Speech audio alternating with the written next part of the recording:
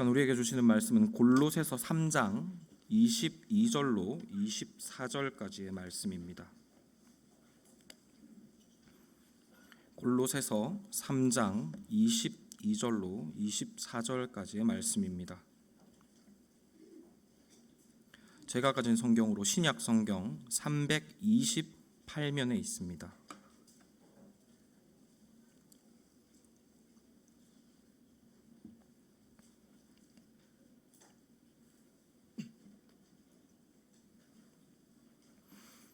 골로새서 3장 22절로 24절까지의 말씀입니다. 다 찾으신 줄 알고 하나님의 말씀을 봉독하도록 하겠습니다. 하나님의 말씀을 들으시기 바랍니다. 종들아, 모든 일에 육신의 상전들에게 순종하되 사람을 기쁘시게 하는 자와 같이 눈가림만 하지 말고 오직 주를 두려워하여 성실한 마음으로 하라. 무슨 일을 하든지 마음을 다하여 주께 하듯 하고 사람에게 하듯 하지 말라. 이는 기업의 상이 주께 받을 줄 아나니 너희는 주 그리스도를 섬기느니라. 아멘. 읽은 말씀으로 주께 하듯 하라라는 제목으로 함께 하나님의 말씀을 살펴보도록 하겠습니다. 갑자기 제가 이제 오전 예배 설교하러 나와서 당황하셨을 줄로 아는데요. 교회 무슨 일이 있는 것은 아니고요. 이제 교회의 필요에 따라서 지난 수요기도회 때 전했던 신앙 용어 강의 설교를 보완하여서 전하는 것입니다. 설교 제목만 보시면 아시겠습니다만 오늘의 설교 주제는 섬김입니다. 그리고 이 섬김이라는 말은 우리 성경에서 종종 봉사라고도 번역이 됩니다. 그렇기 때문에 오늘의 설교 주제를 봉사라고도 할 수가 있을 것 같습니다. 그런데 이런 설교 제목과 그리고 주제 그리고 본문만 딱 보아도 숨이 탁 막히실 것 같습니다. 왜냐하면 너무 뻔한 설교 레파토리이기 때문이죠.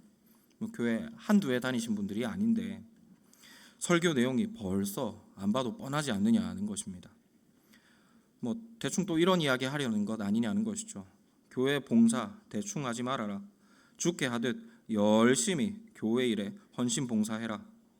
이런 내용이라고 짐작되시겠다는 것입니다. 만약 설교에 앞서서 이런 생각을 하고 계시다면 말씀을 전하는 제 입장에서는 아주 다행스럽고 기쁠 것 같습니다. 왜냐하면 제가 지금 전하려는 이 설교의 목적이 바로 이런 생각, 그러니까 섬김은 교회의 허드렛 일이다라는 이 고정관념을 깨는 데 있기 때문입니다. 한국교회는 오늘의 본문을 가지고 섬김이라는 주제에 대해서 주로 이런 식으로 설교해 왔습니다. 교회 허드렛 일 잘 섬겨라. 교회에서 굳은 일에 적극적으로 최선을 다하라라고 말이죠. 충분히 개연성 있는 적용입니다. 아주 틀린 적용은 아니라는 것이죠. 또 교회 굳은 일 누군가 열심히 섬겨야 됩니다. 하지만 그럼에도 제가 이런 식의 섬김에 대한 이해를 굳이 깨트리겠다고까지 하는 것은 이것이 성도로 하여금 왕 같은 제사장으로서의 삶을 살지 못하게 하기 때문입니다. 결론부터 말씀드리면 하나님께서 우리에게 맡기신 이 섬김이라는 것은 교회의 허드렛 일을 물론 포함하긴 합니다. 하지만 결코 교회의 허드렛 일이 섬김의 전부는 아닙니다. 섬김은 하나님께서 사람을 창조하신 주된 목적입니다. 동시에 성도가 이 세상을 향하여 빛과 소명을 감당하는 방식입니다. 또한 성도가 세상을 향하여 하나님 나라로 정복해가는 거룩한 전투의 영적 전투의 방식이기도 합니다. 그렇기 때문에 섬김의 의미를 바르게 알아야지 성도는 왕 같은 제사장의 정체성을 회복합니다. 그리고 이 세상을 하나님의 나라로 세워갈 수가 있는 것입니다. 그러므로 우리는 이 소명을 잘 감당하기 위해서 섬김이 교회의 허드렛 일이다라는 고정관념에서 벗어나야 합니다. 그리고 이 섬김의 전체적인 의미를 살펴보아야 하겠습니다. 이런 맥락에서 이 시간에는 이 섬김의 근본적이고 포괄적인 의미를 먼저 살펴보겠습니다. 그리고 이 섬김이 우리의 삶에 어떻게 적용되어야 할지를 생각해 보려 하는데요. 크게 두 단계로 살펴보고자 합니다. 첫째는 섬김의 가치를 판단하는 기준입니다. 그리고 둘째는 성도의 섬김의 범위입니다. 첫째는 섬김의 가치를 판단하는 기준, 그리고 둘째는 성도의 섬김의 그 범위가 어디까지인가에 관한 것입니다. 먼저 섬김의 가치를 판단하는 기준에 대해서 살펴보려고 합니다. 결론부터 말씀드리면 섬김의 가치는 섬기는 행위 자체가 아니라 섬김을 받는 대상에 달려 있습니다. 중요해서 다시 말씀드립니다. 섬김은 그 가치가 섬기는 내용이 무엇인지에 결정되지 않고 섬김을 받는 대상이 누구인가에 따라 결정된다는 것인데요. 아마 이게 무슨 말인가 싶으실 것 같습니다. 그래서 제가 긴 설명 대신 직관적인 예로 설명을 대신을 할까 합니다. 제가 방송에서 들었던 사연입니다. 어떤 사람이 군 생활을 하는데 자기 밑으로 신병이 들어왔습니다. 그리고 군대에서 을에 신병이 들어오면 그러하듯이 초코파이 하나 먹이면서 신상 조사를 했습니다. 밖에서 뭐 하다 왔냐, 여자친구는 있느냐, 대학교에서 무슨 공부했느냐, 이것저것 물어본 것이죠. 그러다가 질문이 이 신병의 가족 관계까지 이어졌습니다. 그리고 이 신병이 아버지 없이 가사도우미 일하시는 홀어머니 아래에서 자랐다는 사실을 알게 되었습니다. 그러자 선임은 이 신병이 측은히 여겨졌습니다. 그래서 뭐 하나라도 더 챙겨주고 꾸중할 일도 그냥 너그럽게 넘어가지고 했다고 하는데요. 그런데 얼마 지나지 않아서 이 가사도우미 일을 하시는 홀어머니가 아들 면회를 오셨습니다. 무려 기사 딸린 외제차를 타고 말입니다. 그리고 이 어머니의 방문으로 인해서 이 군부대는 대대장부터 말단 간부들까지 초비상이 걸렸습니다. 왜냐하면 이 후임의 어머니가 가사도우미는 맞는데 우리나라에서 손꼽히는 대기업 총수의 집안일을 총괄하는 가사도우미였기 때문입니다. 무슨 말씀을 드리려는가 하면 섬긴다고 할 때 물론 그 섬기는 내용도 중요하겠죠.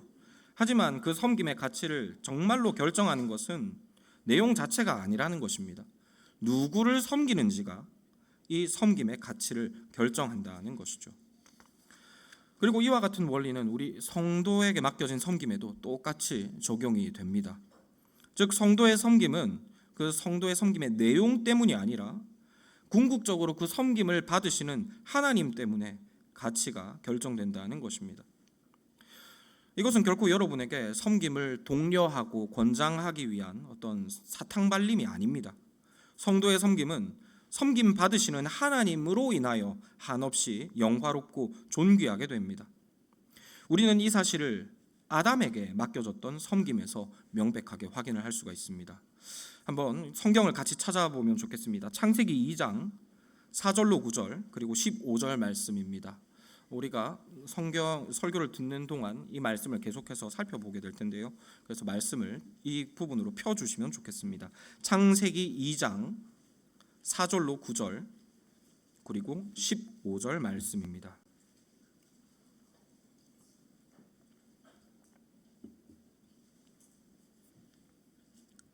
창세기 2장 4절로 9절 그리고 15절 말씀입니다. 제가 4절로 9절까지 읽겠습니다. 그리고 15절 한 절은 우리 다 함께 읽도록 하겠습니다. 이것이 천지가 창조될 때 하늘과 땅의 내력이니 여호와 하나님이 땅과 하늘을 만드시던 날에 여호와 하나님이 땅에 비를 내리지 아니하셨고 땅을 갈 사람도 없었으므로 들에는 초목이 아직 없었고 밭에는 채소가 나지 아니하였으며 안개만 땅에서 올라와 온 지면을 적셨더라. 여호와 하나님이 땅의 흙으로 사람을 지으시고 생기를 그 코에 불어넣으시니 사람이 생령이 되니라. 여호와 하나님이 동방의 에덴에 동산을 창설하시고 그 지으신 사람을 거기에 두시니라. 여호와 하나님이 그 땅을 보기에 아름답고 먹기에 좋은 나무가 나게 하시니 동산 가운데에는 생명나무와 선악을 알게 하는 나무도 있더라. 15절 함께 읽겠습니다. 여호와 하나님이 그 사람을 이끌어 에덴 동산에 두어 그것을 경작하며 지키게 하시고. 말씀을 살펴보면 하나님께서 땅과 하늘을 만드시던 날에 비가 내리지 않고 땅을 경작할 사람이 없어서 초목과 채소가 없었다고 합니다. 말인즉 이 땅을 경작할 사람이 없어서 땅이 황량했다는 것이죠. 그리고 이와 같은 황량한 세상의 모습은 하나님께서 뜻하신 세상의 모습이 아닐 것입니다. 그래서 하나님은 당신의 뜻대로 세상을 풍성하고 아름답게 하시기 위해 사람을 창조하셨습니다. 그리고 그 사람을 에덴에 두어서 땅을 경작하게 하셨습니다. 다시 말해 이 사람의 창조 목적이 이 에덴을 경작하는 데 있다, 땅을 경작하는 데 있다는 것입니다.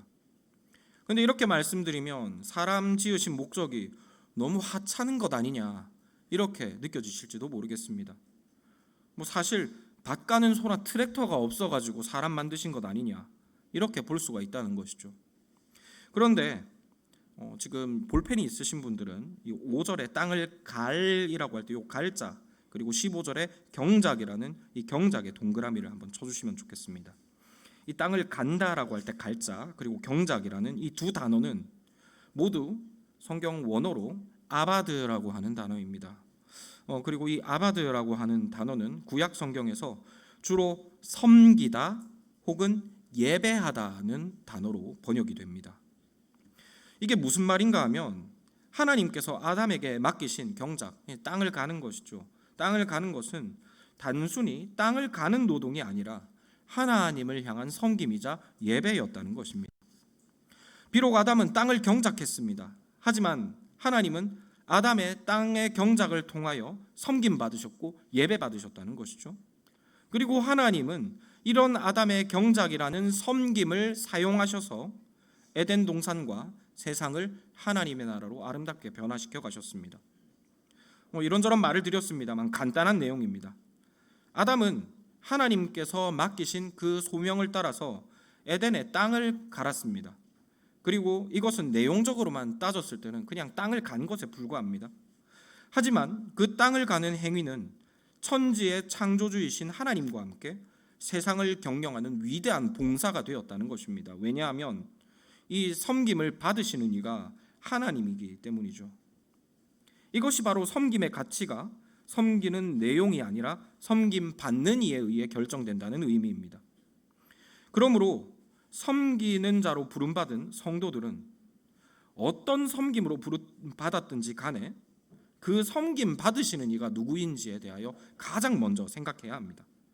또 하나님께서 우리의 섬김을 통해 당신의 나라와 세상을 다스리신다는 사실을 잊지 말아야 합니다. 섬김 받으시는 이가 하나님이시면 화장실에서 변기 닦는 일도 하나님 나라를 세우는 소명이 되는 것이죠. 그리고 이로써 우리는 교회 허드렛 일이라는 고정관념에서 한 절반 정도 벗어난 것 같습니다. 섬김이 허드렛 일, 그러니까 하찮고 귀찮은, 하기 싫은데 누군가 해야 되는 일이 아니라 창조주께서 사람에게 맡기신 위대한 소명이라는 사실을 알게 되었기 때문입니다. 이제 남아있는 나머지 절반의 고정관념도 깨트려 보겠는데요. 이를 위해서 서두에 말씀드린 대로 이 섬김의 범위가 어디까지인가에 대하여 함께 생각해 보려 합니다. 말씀드린 대로 흔히들 섬김을 교회의 허드렛 일이라고 오해합니다. 이 말은 교회 섬김이라고 하는 것이 교회 안에 국한되어 있다고 여긴다는 것이죠. 그런데 에덴에서의 아담의 섬김을 살펴보면 섬김은 결코 교회 안에만 머물러 있지 않음을 알 수 있습니다. 다시 한번 펴져 있는 창세기 2장 말씀을 보시기 바랍니다. 아담은 에덴을 기경함으로 하나님을 섬겼습니다. 그러니 이 아담의 섬김이 꼭 에덴 동산 안에 제한되어 있는 것처럼 보이죠. 하지만 말씀을 보면 아담의 섬김의 결과는 결코 에덴 안에 머물지 않았습니다. 우리가 시간 관계상 읽었던 이 2장 10절로 14절 말씀을 건너뛰었는데요. 이 부분의 내용을 찬찬히 한번 보시기 바랍니다. 보면 무슨 내용이 기록되어 있는가 하면 에덴에서 내 강이 흘러나와서 이 동산을 적시고 근동의 온 땅에 두루 흘렀다는 내용이 기록되어 있죠. 즉 온 땅에 에덴 동산으로부터 강이 흘러나와서 온 땅을 적셨다. 이것이 이 우리가 건너뛰었던 창세기 2장 10절로 14절까지의 내용이라는 것입니다. 그런데 여기에서 이 강이 에덴으로부터 흘러나와 온 땅을 적셨다는 것은 단순하게 이곳에 이런 강이 있었다, 이런 강을 보면 에덴 동산이 지리적으로 어디에 있었는지 알 수 있다, 이런 내용이 아닙니다. 여기에서 이 에덴으로부터 강이 흘러나와 온 땅을 적셨다는 것은 은혜가 하나님의 보좌로부터 흘러나와 온 땅에 퍼져나간 것을 상징적으로 표현한 것입니다. 성경에는 이런 상징적 표현들이 자주 등장합니다. 대표적인 것이 이 에스겔서의 성전 환상에서 이 성전에서 흘러나오는 강의 환상, 그리고 계시록에 기록된 보좌로부터 흘러나오는 생명수이죠. 그런데 이 강에 대한 말씀 앞뒤를 자세히 보시면은 아담이 에덴을 경작했다는 말씀이 감싸고 있는 구조입니다. 즉 아담의 경작과 온 땅을 적시는 이 네 강이 서로 관련이 있다는 것이죠. 이게 무슨 말인가 하면 아담의 섬김은 에덴 안에만 결코 머물러 있지 않았다는 것입니다. 하나님은 이 아담의 섬김을 사용하셔서 당신의 은혜를 에덴의 울타리 너머까지 이르게 하셨다는 것이죠. 그런데 이것은 어떻게 보면 당연한 일입니다. 왜냐하면 하나님의 소유는 에덴 땅만이 아니기 때문이죠. 하나님은 온 세상의 하나님이십니다. 그렇게 하나님의 은혜는 온 땅에 임해야만 하는 것입니다. 그렇기에 이 아담의 수고는 에덴을 넘어 온 땅에 이르렀던 것이죠. 그런데 여기에서 에덴은 이 땅에 세워진 하나님 나라를 상징한다는 것을 잘 알고 계실 것입니다. 그리고 이 에덴은 구약에서는 이스라엘로 그 의미가 이어졌으며 이후에는 영적 이스라엘 된 교회로 그 의미가 이어지게 되었습니다. 이것으로 볼 때 하나님께서 우리의 섬김을 통해 아름답게 변화시켜 가시는 그 하나님의 나라는 물론 1차적으로는 우리가 주일에 모이는 교회입니다. 하지만 궁극적으로는 교회의 울타리를 넘어 우리가 주중에 살아가는 세상입니다. 그렇기 때문에 하나님을 향한 성도의 섬김 역시 주일에 교회 안에만 국한될 수가 없는 것이죠. 주일 교회의 울타리를 넘어서 주중으로 세상으로 성도의 섬김이 흘러가야만 한다는 것입니다. 그리고 여기에서 세상을 섬긴다라고 하는 것은 단순하게 이웃에게 따사롭게 인사하고 집 앞에 쓰레기 잘 줍고 이런 당위적이고 도덕적인 이야기가 아닙니다. 다시 오늘의 본문을 살펴보면 바울은 구체적인 성도의 섬김의 방법에 대하여 이야기하고 있습니다. 그런데 그 섬김의 대상이 누구인지를 한번 주목해 보시기 바랍니다. 바울은 성도의 섬김의 대상을 하나님이다, 교회다라고 구체적으로 언급하지 않습니다. 육체의 상전들이다라고 먼저 말합니다. 물론 그들의 섬김은 하나님을 향하여야 되겠죠. 그런데 1차적인 그들이 직접적으로 대면해야 할 섬김의 대상은 육신의 상전들이라는 것입니다. 지금의 현실에 적용해 보자면 직장 상사 혹은 직장 생활 정도가 되겠죠. 즉 바울은 지금 성도의 섬김의 영역을 콕 집어서 직장이다라고 말하고 있는 것입니다. 너무 중요해서 다시 말씀드립니다. 성도의 섬김의 영역은 직장이고 일터입니다. 성도의 직업은 돈벌이 수단이기 이전에 하나님을 섬기는 방법이며 세상을 하나님 나라로 변화시켜가는 사역입니다. 그리고 당연한 이야기지만 직장에서 하나님을 섬기라라고 하는 것은 직장 가서 기도하고 전도해라 이런 의미가 아닙니다. 물론 하면 좋겠죠. 그런데 여기에서 말하는 섬김이라는 것은 그런 의미를 포함하는 것이 아니라는 겁니다. 앞서 살펴본 대로 아담은 하나님께서 맡기신 에덴을 성실하게 경작했습니다.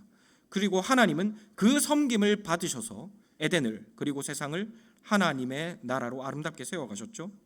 이와 같은 원리로 일터에서 성도가 맡겨진 일들을 성실하게 감당하면 하나님은 그 진실한 성도의 직장 생활을 사용하셔서 그곳 가운데 하나님 나라를 세워가신다는 것입니다.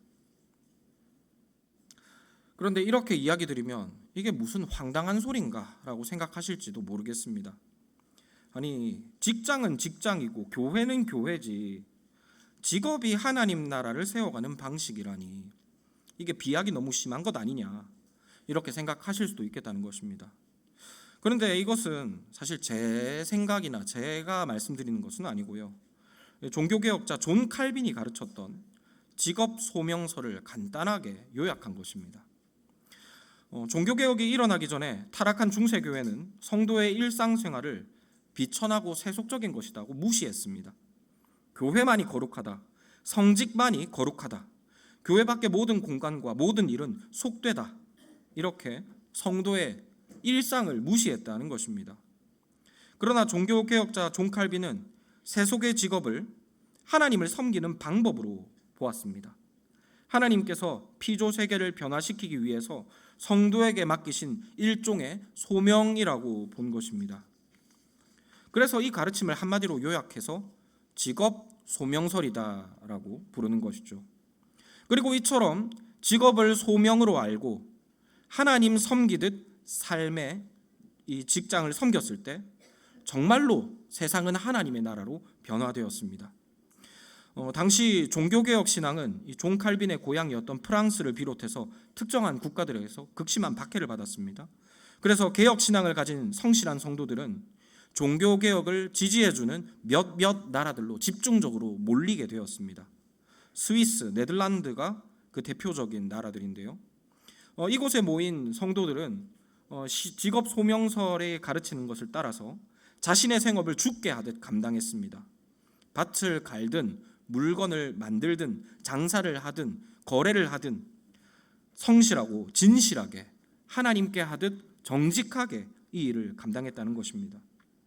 그 결과 개혁신앙을 받아들인 이 국가들에게서 산업과 기술, 경제가 비약적으로 발달했습니다.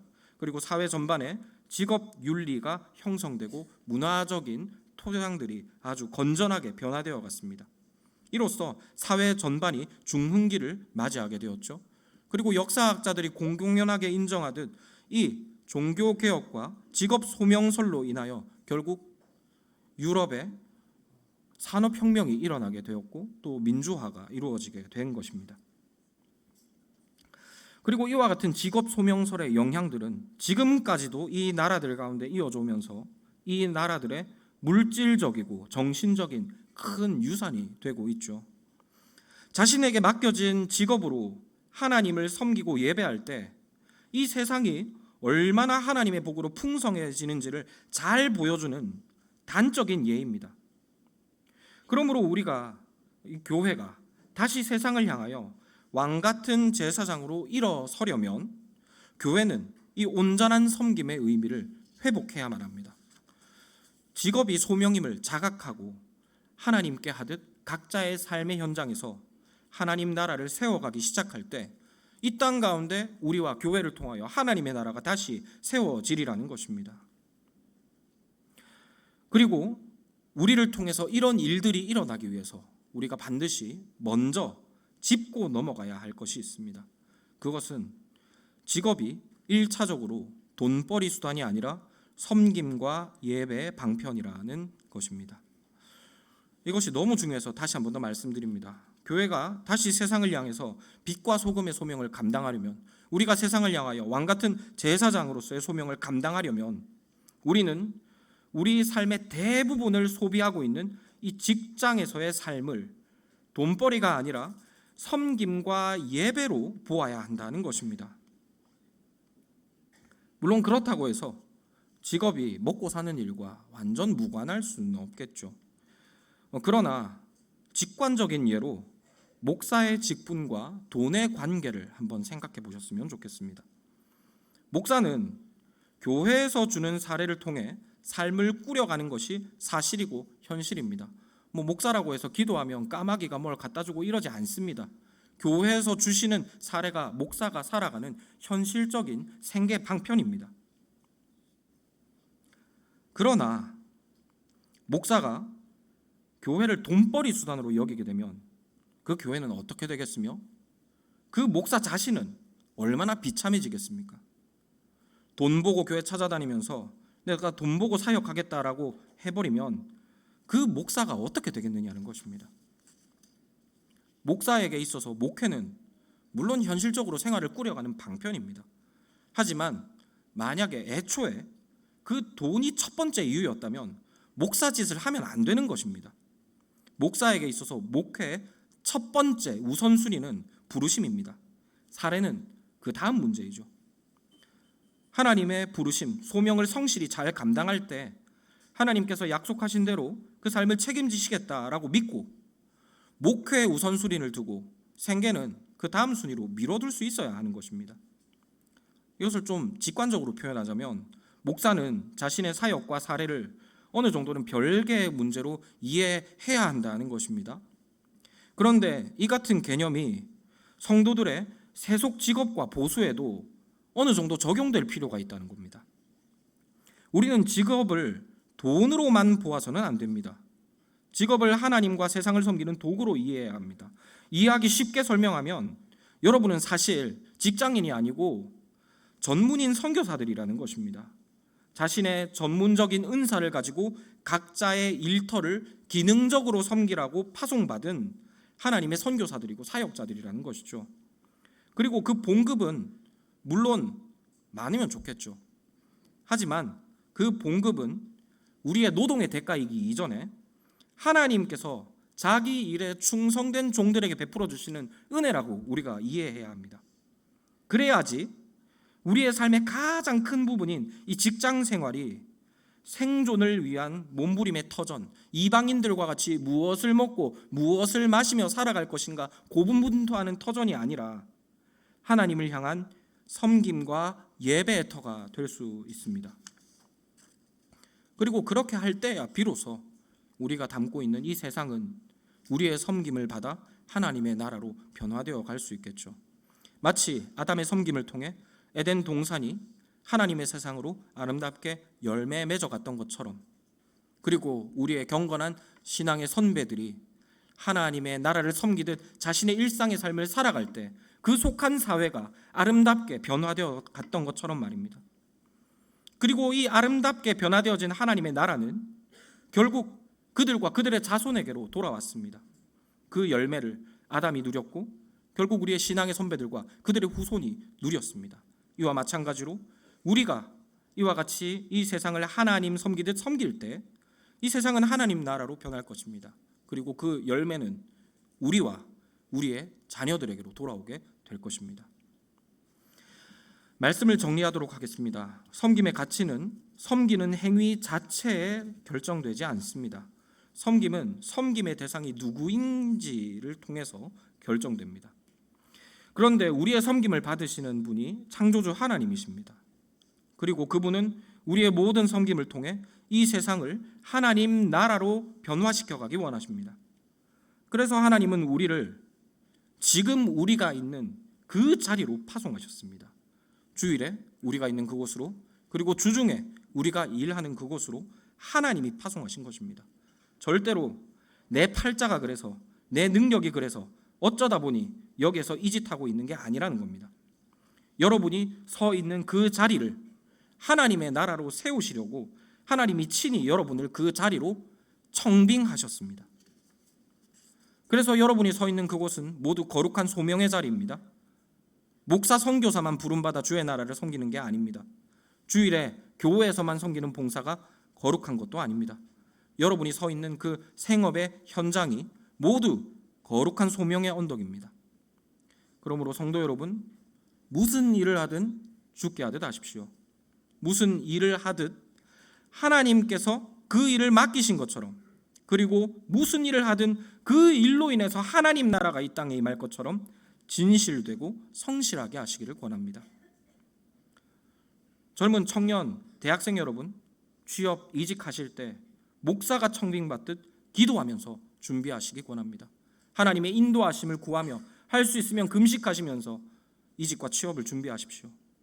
그리고 우리의 노동의 대가는 노동을 하나님께 드린 예배이니 그 대가 역시 어느 정도는 하나님께 맡겨드리시기를 권합니다. 물론 일을 할 때 보수가 많으면 좋을 것입니다. 그것으로 딴짓하겠습니까? 하나님 섬기겠죠. 하지만 보수가 절대로 섬김의 첫 번째 이유가 되지는 않게 하셨으면 권합니다. 이렇게 자기 생업을 통해서 돈보다 먼저 하나님의 나라와 의를 구하는 자에게 하나님은 약속하신 대로 필요한 모든 것을 더하실 것입니다. 그리고 이렇게 섬기는 예배자를 통하여 주의 나라가 이 땅 가운데 임하고 주의 뜻이 이 땅 가운데 이루어질 것입니다. 이렇게 이 땅 가운데 세워진 하나님의 나라는 우리의 행복과 자랑이며 또한 우리의 자손들에게 귀한 유산이 될 것입니다. 소망하기는 우리의 신실한 섬김으로 인해 우리가 섬기는 이 교회가, 그리고 우리가 섬기는 이 사회가 복된 하나님의 나라로 변하여져 가기를 소망합니다. 말씀을 기억하면서 우리 찬송가 326장으로 화답하도록 하겠습니다. 찬송